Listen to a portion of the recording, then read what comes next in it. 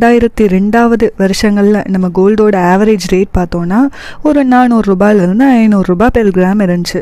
But அந்த நேரத்தில் middle class பீப்புளுடைய ஒரு ஆவரேஜ் சேலரி எவ்வளோன்னு சொல்லி பார்த்தோன்னா 2000லேருந்து 3000 ரூபா அவ்வளோதான் இருந்துச்சு. பட் அந்த டைமில் விலைவாசியுமே ரொம்ப ரொம்ப கம்மியாக தான் இருந்துச்சு. வெஜிடபிள்ஸ் இந்த மாதிரியான ஐட்டம்ஸ் எல்லாம் க்ராசரிலாம் ரொம்ப கம்மியான அளவில் தான் இருந்துச்சு. ஸோ இன்ஃப்ளேஷன் கம்மியாக இருந்ததுனால அவங்களால ஈஸியாகவே ஓரளவுக்காவது கோல்டு வாங்க முடிஞ்சிச்சு.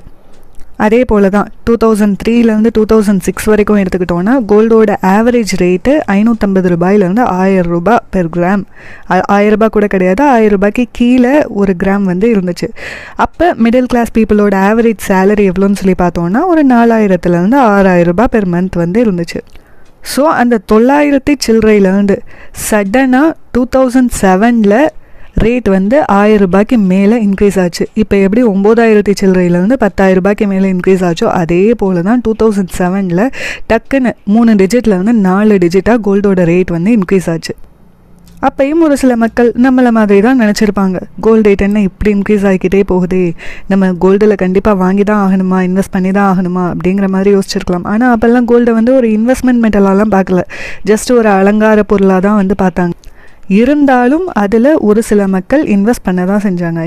கோல்டில் ஒரு சில மக்கள் இன்வெஸ்ட் பண்ண தான் செஞ்சாங்க. அதே போல் 2010லேருந்து 12 பார்த்தா அப்படியே 1000 ரூபாயாக இன்க்ரீஸ் ஆகிற மாதிரி ஃபீல் ஆச்சு. 2000லேருந்து 3000 பெர் கிராம்.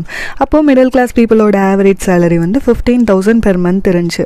அப்புறம் பார்த்தா 2014 கொஞ்சம் கம்மியாச்சு, 3000லேருந்து கொஞ்சம் பிலோ ஆச்சு, 2600 பெர் கிராம் அப்படின்னு. அப்புறம் 2015 2400 பெர் கிராம் அப்படிங்கிற அளவுக்கு டிக்ரீஸ் ஆச்சு.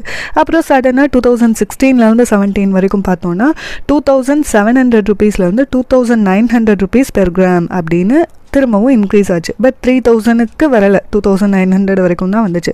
அப்புறம் 2018லேருந்து பிஃபோர் கொரோனா 2020, அதாவது 2020 மார்ச் வரைக்கும் பார்த்தோன்னா கோல்டோட ரேட்டு 3000 ருபீஸ்லேருந்து பிலோ 4000 தான் இருந்துச்சு. 3900 and something பெர் கிராம் அப்படின்னு தான் இருந்துச்சு.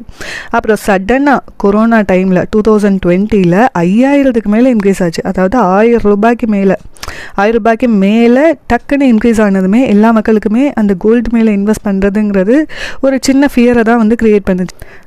இவ்வளோ காசு கொடுத்து நம்ம வாங்கணுமா அப்படிங்கிற மாதிரியான எண்ணத்தை தான் க்ரியேட் பண்ணுச்சு. பட் அப்போது ஒரு சில மக்கள் என்ன யோசிச்சாங்கன்னா, நம்ம ரொம்ப கம்மியான அமௌண்ட் இருக்கும் போது இன்வெஸ்ட் பண்ணது இப்போ இவ்வளோ ப்ராஃபிட்டை நமக்கு கொடுத்துருக்கே அப்படின்னு அந்த இன்வெஸ்ட்மெண்ட் மேலே ஒரு ஆசையும் ஒரு சில மக்களுக்கு க்ரியேட் பண்ணுச்சு.